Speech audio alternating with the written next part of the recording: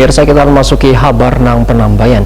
DPRD Banjarmasin meminta pemerintah kota untuk membenahi kawasan-kawasan nang bangunan dinilai menghalangi laju arus banyu hingga ke Sungai Martapura. Salah satunya adalah bangunan jembatan yang banyak berdiri di sepanjang Jalan Veteran Banjarmasin Tengah. Pemirsa, berikut kabar nang selengkapnya.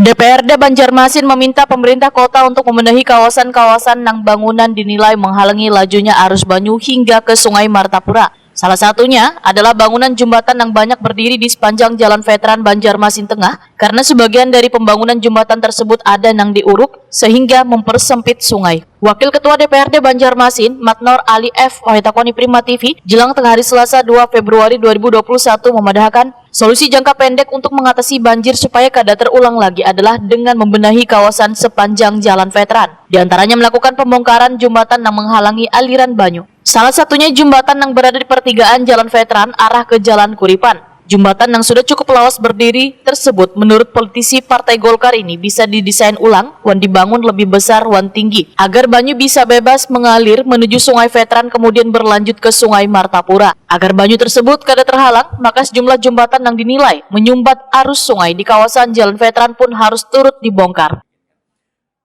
Contoh dulu ya, sebab akibat banjir ini akibat penyempitan ruang geraknya air tidak bisa menembus dengan sebelah dengan yang sebelah. Artinya di mana objeknya? Artinya jembatan.